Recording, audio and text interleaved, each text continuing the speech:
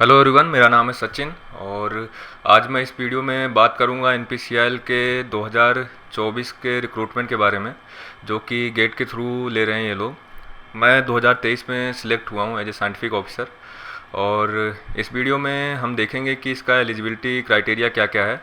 और form fill करते समय सबसे बड़ा कन्फ्यूजन रहता है कि PSWR भरें या LWR भरें, ये भी देखेंगे क्या भरना है आपको।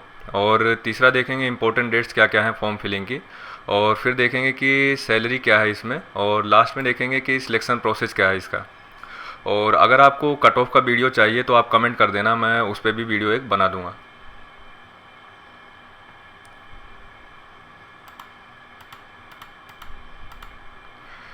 तो जैसा कि आप देख सकते हो कि यहाँ पे एनपीसीआईएल ने अपना रिक्रूटमेंट 2024 में निकाल दिया है।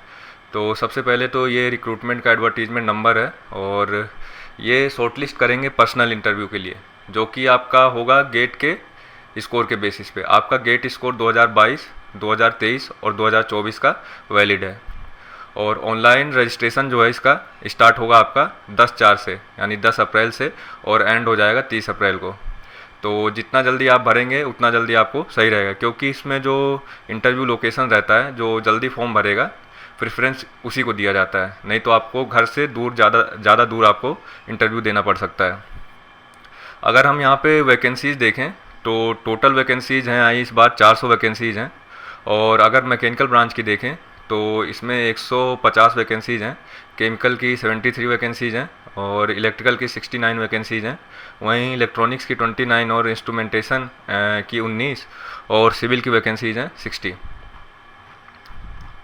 उसके बाद नेक्स्ट इंपॉर्टेंट डेट्स क्या क्या हैं इसकी, तो ऑनलाइन एप्लीकेशन आपका स्टार्ट हो जाएगा 10 अप्रैल से, और लास्ट डेट है इसका 30 अप्रैल। तो जल्दी से जल्दी जितना भरेंगे उतना अच्छा होगा इंटरव्यू प्रेफरेंस का लोकेशन पाने के लिए। और पेमेंट का भी वही है, सेम है आपका डेट कि 10 अप्रैल से 30 अप्रैल के बीच भर सकते हैं।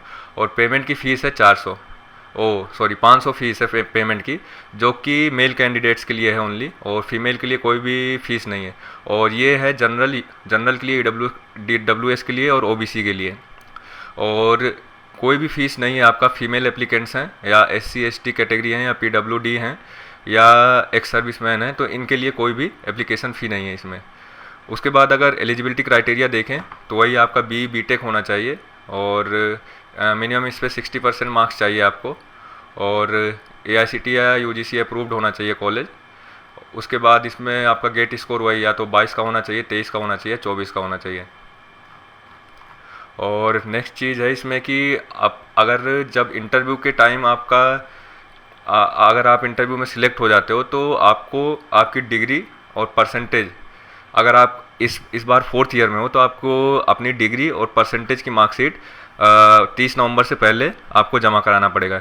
यानी अगर इस बार आप 4th ईयर में हो तो आप इंटरव्यू दे सकते हो, और अगर आप सिलेक्ट होते हो तो इससे पहले आप अपना सब कुछ डॉक्यूमेंट जमा करा देना। और उसके बाद फिर से देखते हैं कि एज लिमिट क्या है इसमें आपका इस डेट पे 30 अप्रैल तक आपकी क्या एज लिमिट है, मैक्सिमम एज लिमिट क्या है। तो जनरल का ये एज लिमिट है ये, यानी आप अगर इस तारीख को या इसके बाद बोर्न हुए हैं तो आप अप्लाई कर सकते हैं, एलिजिबल हैं। ऐसे ही आप अदर कैटेगरीज के लिए भी देख सकते हो क्या एज लिमिट है। अगर इस डेट को यानी इस डेट को या इसके बाद बोर्न हुए हो आप, तो आप अप्लाई कर सकते हो इस एप्लीकेशन को। उसके बाद इम्पोर्टेंट आता है कि PSWR सेलेक्ट करें या LWR सेलेक्ट करें। तो ट्रेनिंग आपका होगा PSWR की लोकेशंस हैं उस पर, या LWR। तो PSWR जो लोकेशंस हैं मेनली ये या तो नॉर्थ ऑफ इंडिया में है, और कुछ 1-2 लोकेशन साउथ ऑफ इंडिया में भी है। लेकिन जो LWR का लोकेशन है आप देख सकते हो कि इसका ट्रेनिंग जो है आपका कुडनकुलम में होगा। कुडनकुलम है आपका तमिलनाडु में, तो इसका ट्रेनिंग भी यहीं होगा, और जो प्लेसमेंट होता है फाइनल ये भी यहीं होता है। तो अगर आप नॉर्थ ऑफ इंडिया के हो तो आप PSWR भरो, क्योंकि ज़्यादा चांसेज है कि आपको नॉर्थ ऑफ इंडिया में आपका ट्रेनिंग होगा और यहीं पे आपको उसके बाद पोस्टिंग भी हो जाएगा। और अगर आप साउथ ऑफ इंडिया से हो तो ये LWR भरो, तो आपको ज़्यादा फ़ायदा रहेगा अगर आपको अपने घर के पास में चाहिए लोकेशन। तो यहाँ पे नीचे दे भी रखा है कि मैकेनिकल, इलेक्ट्रिकल, इलेक्ट्रॉनिक्स और इंस्ट्रूमेंटेशन के लिए PSWR या LWR भर सकते हैं। और उसमें आपको फॉर्म में रिएक्टर स्ट्रीम भरना होगा। तो पहला स्ट्रीम अगर नोट से हो तो PSWR, और सेकंड LWR। और सिविल के लिए कोई भी स्ट्रीम आपको उसमें भरने का ऑप्शन नहीं मिलेगा, वो अपने हिसाब से दे देंगे।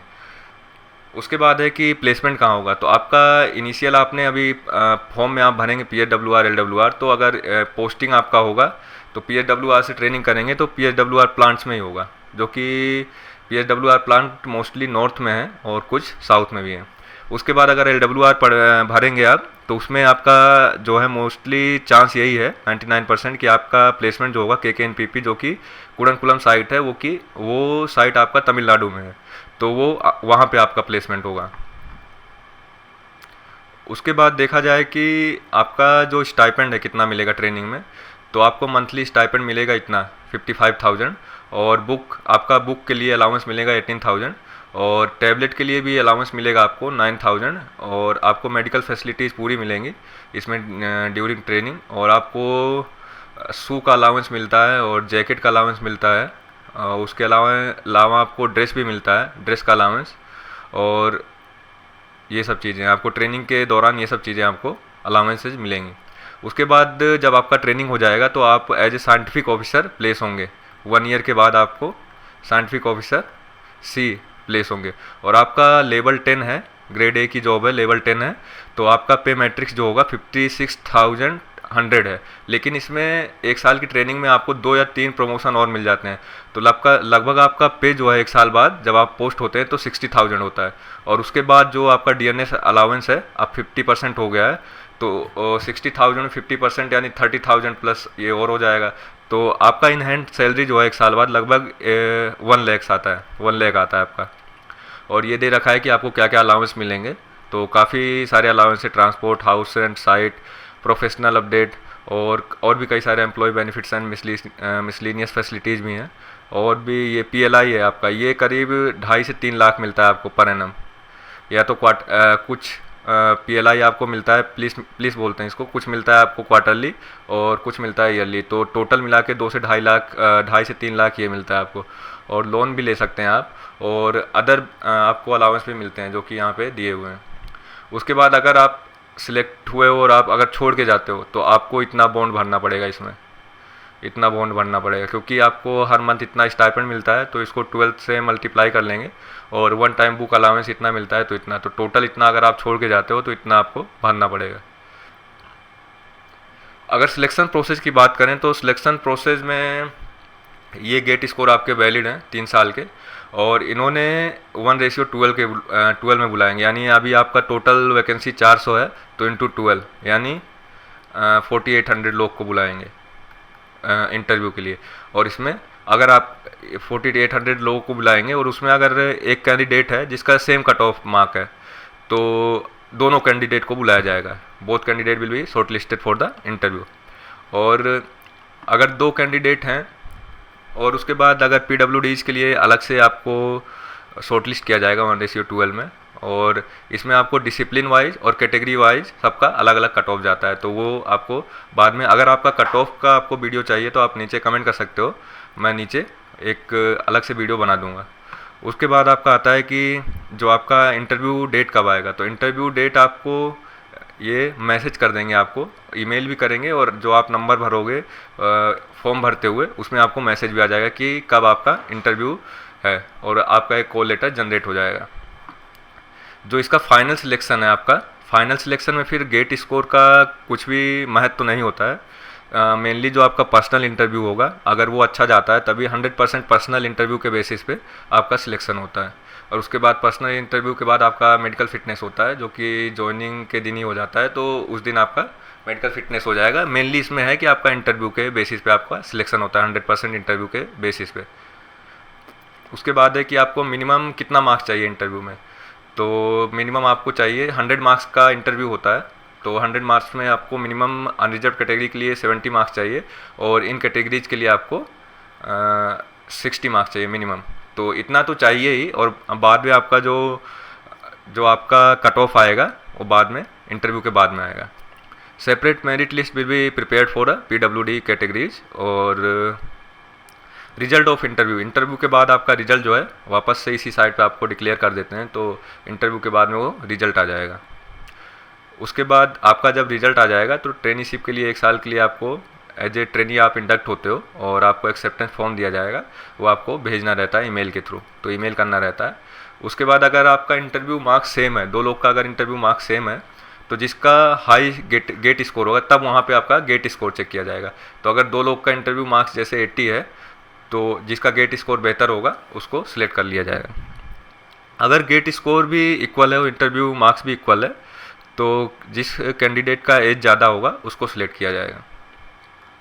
और उसके बाद वेट लिस्ट भी इसमें बनती है। तो वेट लिस्ट भी उतने ही नंबर ऑफ़ कैंडिडेट्स की बनती है। जैसे मान लो अभी मैकेनिकल में 120 वैकेंसीज हैं, तो 120 फर्स्ट आपको 120 लोगों को ये सिलेक्ट कर लेंगे।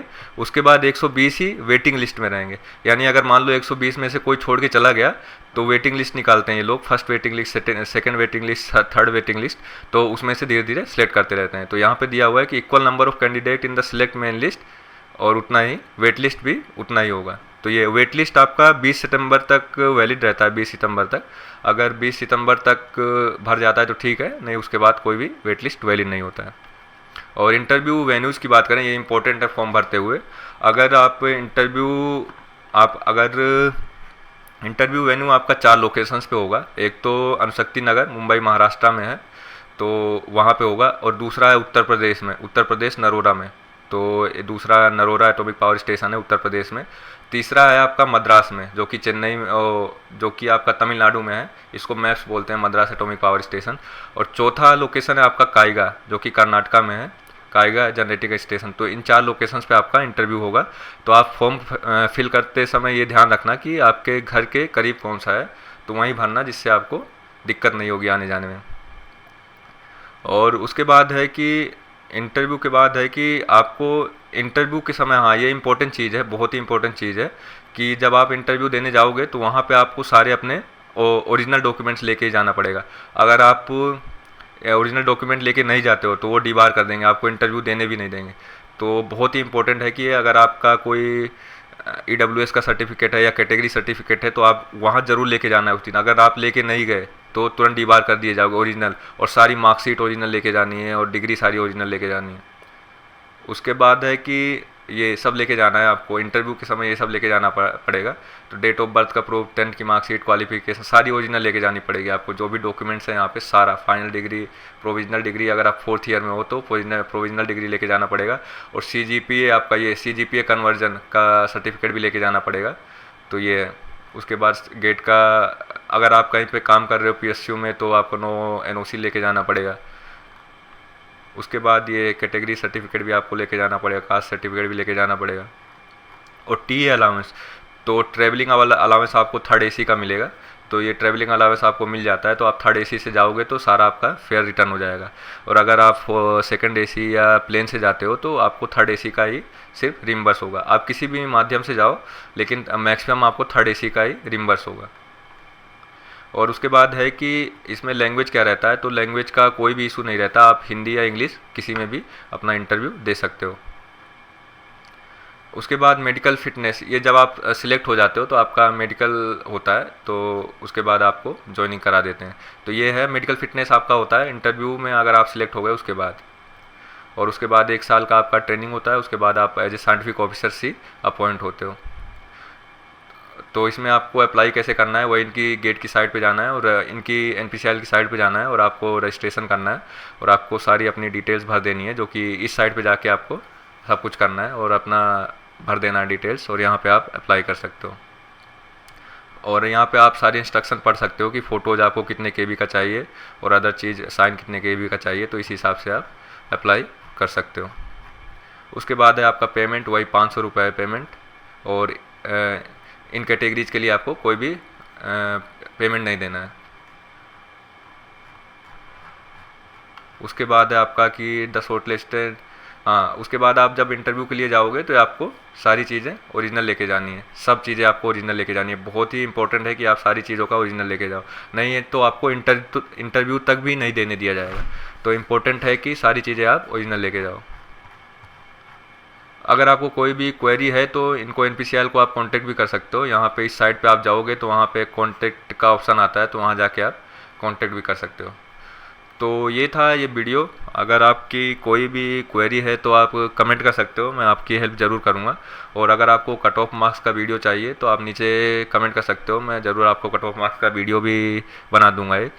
और अगर आप मुझे कोई क्वेश्चन पूछना चाहते हो तो आप मुझे इंस्टाग्राम पर मैसेज कर सकते हो। मैंने अपना इंस्टाग्राम आईडी नीचे दे दिया है, या आप नीचे कमेंट भी कर सकते हो। Thank you for watching.